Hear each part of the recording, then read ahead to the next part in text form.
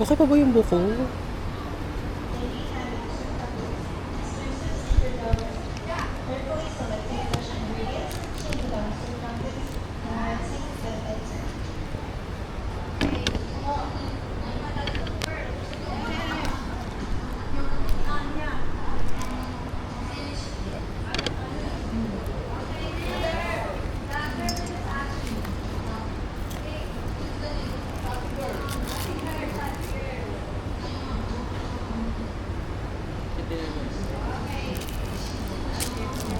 Ito na nanay.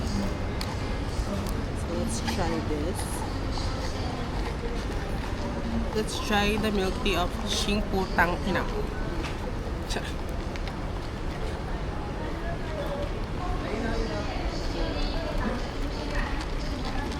Medyo awkward lang mag-vlog dito, no? Parang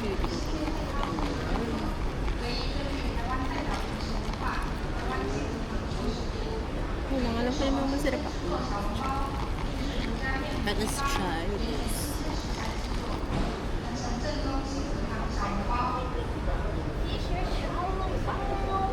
Xiaolongbao.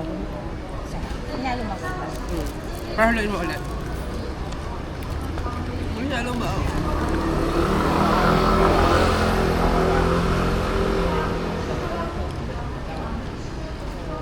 Daming pogi. Hindi matamis.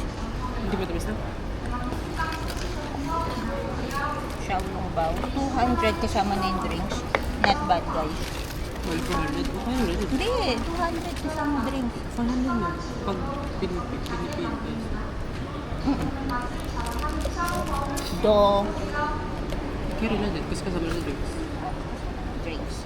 Kasi 100 plus sa Ding Tai Fung. Ay, 300 plus sa Ding Tai Fung. Walang drinks yun, mga kapatid.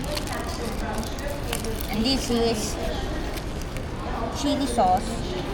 Ito yung kanilang famous na, hindi ko alam kung anong sauce. At alis, paupuin mo kaya ako? Nakatuwad ako dito.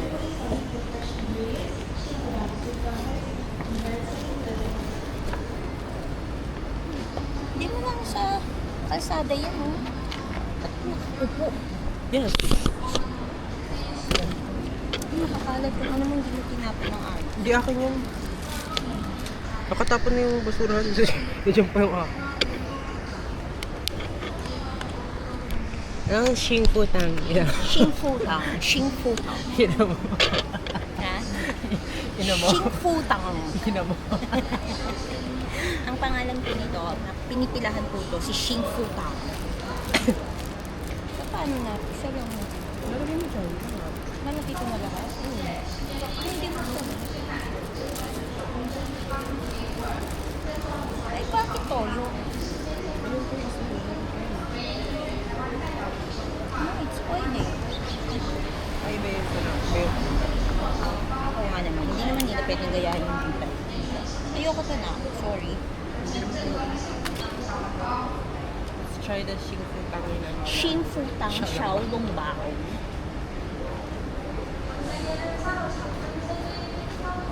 Okay, ang pagtamang pagkain po yung Xiaolongbao, puputasin mo yung ibabaw o yung gilid and sisip-sipin niyo po yung sabaw. Hindi niyo po isusubo ng buo. Mainit po yun.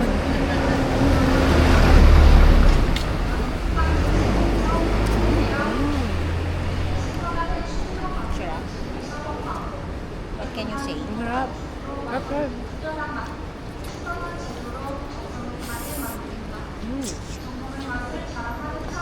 Tapos ang weird yung Xiaolongbao nilang isang version, merong boba sa loob. Diba?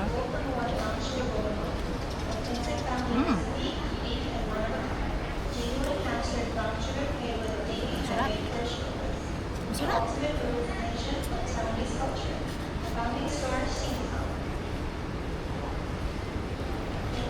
dapat no comparison kung addict po kayo ng Ding Tai Fung Xiaolongbao. Huwag nyo po i-compare sa Xingfutang. Malayo. Masarap pa rin si Ding Tai Fung kasi mas masabaw. But, syempre, other option. Pero, number 1 siya sa Taiwan. Hindi Ding Tai Fung yung number 1. Hindi number 1 din siya. Yung Ding Tai Fung. Taiwan number 1. Kasi sikat na si Ding Tai Fung. Pero masarap. Baka feel ko dito lang siya makakain. No? Dito lang siya makakain. Ano dito na? Sa Taiwan, paano kagaya mo?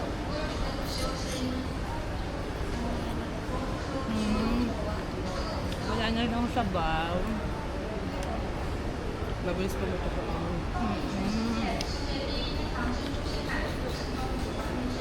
5 pieces siya. Plus, ito. Ah, 6 ba? Sa akin na pala yan. Nakakadalo pa lang ako. Pag dalawa kayo, hati na lang kayo kasi sulit naman.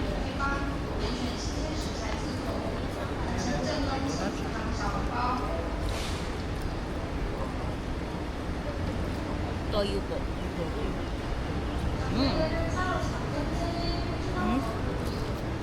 Wow.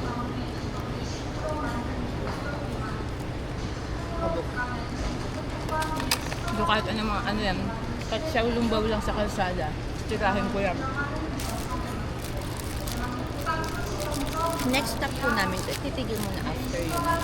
Next stop po namin, pupunta po kami dun sa isang place na magandang picturean. Kitang-kita yung Taipei 101. Hindi po kami pupunta sa mismong area ng Taipei 101 kasi useless lang. Hindi naman siya mapipicturean ng gusto. Yun tayo sa malayo. Diba?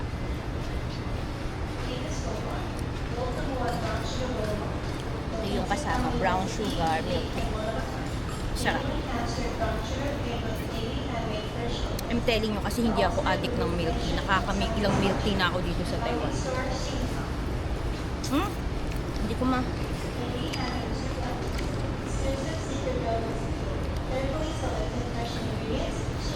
Pero masarap pa rin yung Taiwan dun ay yung milk tea dun sa Taichung. Ano nga yan?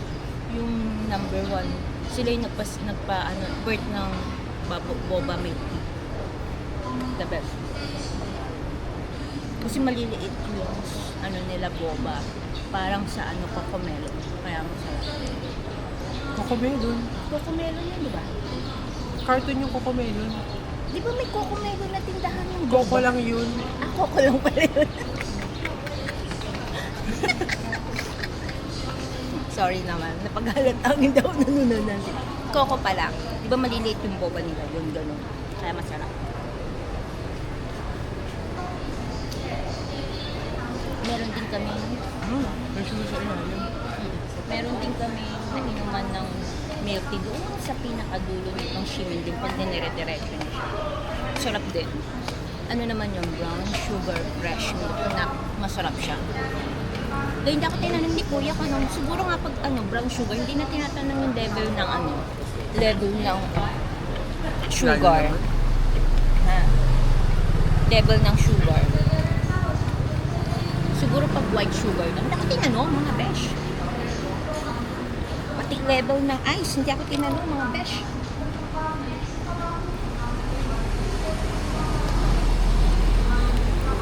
Next, pupunta namin ito para sa makakapanood ng vlog namin. Hindi ko alam kung kailan ipopost ni Wilhelm. Pero sabi, take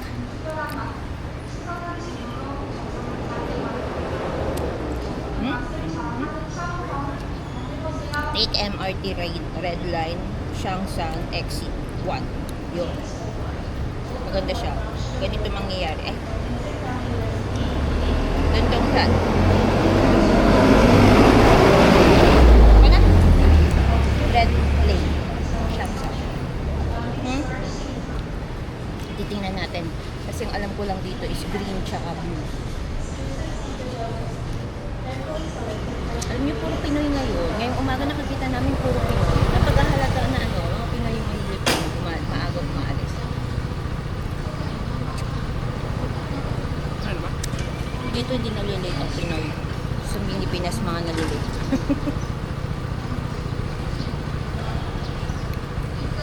Okay mo na. Later ulit.